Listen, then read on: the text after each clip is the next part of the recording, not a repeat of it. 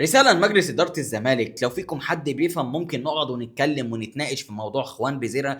أولا يعني أنت مش كل أزمة مالية تتعرض لها وكل مشاكل مالية عايز تحلها تبيع لي لاعب من اللعيبة المهمة اللي عندي، ده مش حل خالص. بعتوا ناصر ماهر قلنا ماشي، بعت دونجا قلنا أوكي، بعت حسام عبد المجيد قلنا خلاص الواد عايز يحترف، وقبلها تسببتوا إن الخاين يروح للأهلي ببلاش، ودلوقتي عايزين تبيعوا بيزيرا. تعالى أقول لك كده ونتناقش مع بعضينا إيه هي عواقب بيع خوان بيزيرا. اولا انت هتاخد الفلوس دلوقتي هتعمل بيها ايه؟ هل هتجيب بيها صفقات؟ لا. هل هتجيب بيها لعيبه؟ لا. هل هتحل الازمات الماليه اللي عندك؟ ممكن ولكن الازمات الماليه عادي جدا ترجع لك. مش كل واحد هيمر بازمه ماليه يقرر ان هو يبيع حته من بيته، وانتوا مش كل ما تتعرضوا لازمه ماليه يبقى الحل اللي عندكم ان انتوا تبيعوا لاعب من اللعيبه المهمه اللي في الفريق. تعال اقول لك كده، لو بعت خوان بيزيرا انت ايه اللي ممكن يحصل؟ اولا نسبتك في الفوز بدوري ابطال اوروبا هي هتقل كتير قوي، هي كده كده قليله، ولكن ممكن بالروح والاداء والجماهير وشغل فني ومحلل اداء كويس ومدرب لياقه بدنيه محترم الفريق عادي جدا يوصل سيمي فاينال. القاره اصلا كلها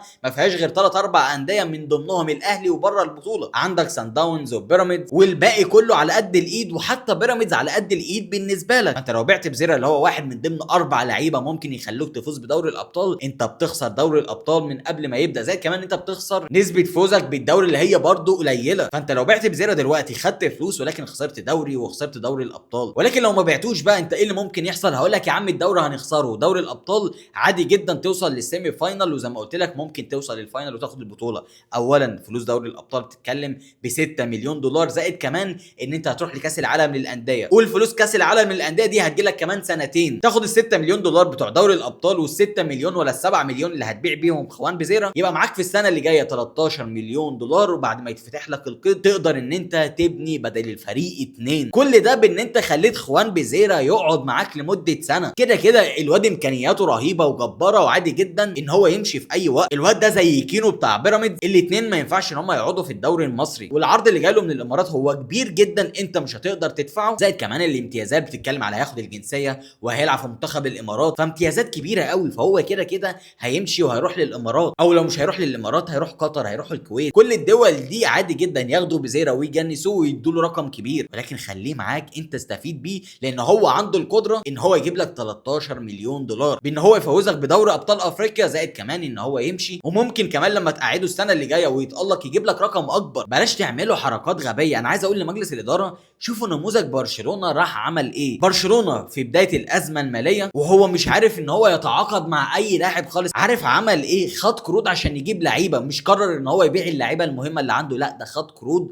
وعمل رفعات اقتصاديه وجاب مستثمرين عشان خاطر يجوا يدوا له فلوس وياخد لعيبه. زي كمان بقى ان القانون في اوروبا معقد شويه، في لعب مالي نظيف وفي حاجات كتيره قوي وعقبات ومشاكل عدتها اداره برشلونه. كان الحل ايه بقى؟ ان هم يروحوا ياخدوا قروض، يروحوا يجيبوا في سنه واحده ليفاندوفسكي، فران توريس، كريستنسن، فرانكيسي، ماركوس الونسو ورافينيا. دول بقى عملوا ايه؟ خلوا برشلونه على الاقل في الاربع سنين اللي بعدها ياخد الدوري 3 مرات، خلوا برشلونه يوصل لسيمي فاينال دوري الابطال فبالتالي بياخد فلوس اكتر، خلوا برشلونه يوصل لدور الثمانيه في دوري الابطال فبالتالي خدوا فلوس اكتر. اللعيبه دي جابت معلنين وسبونسر اكتر للفريق، ساعدوا الاداره ان هم يتخطوا المشاكل الماليه اللي عندهم. برشلونه لما تعرض للازمه الماليه ما باعش اي حد، بل بالعكس كان عايزين اصلا ميسي يستمر عشان خاطر ده بالنسبه لهم فلوس كتيره قوي هتجيلهم، ولكن ما عرفوش ان هم يحافظوا عليه بسبب القوانين وقتها. فالبيع مش حل يا اعضاء مجلس اداره نادي الزمالك، عشان خاطر فعلا الجماهير بدا ان هو يطفح بيها الكيل. حسسوا الجماهير ان انتوا شغالين على النادي وقلبكم على النادي. انا مش هلوم على الجماهير اللي جايه في صف اللعيبه وبتقول لك طب ما ياخدوا فلوسهم، وعندهم حق ان هم ما يروحوش المعسكر ولا ينزلوا التدريبات. الناس دي بتقول كده ليه؟ لان انتوا ما اديتوش اماره ان انتوا بتشتغلوا في مصلحه الفريق. لما تبداوا ان انتوا تشتغلوا صح هتلاقي الجماهير كلها في صفكم ضد اللعيبه والمدرب وجون ادوارد وضد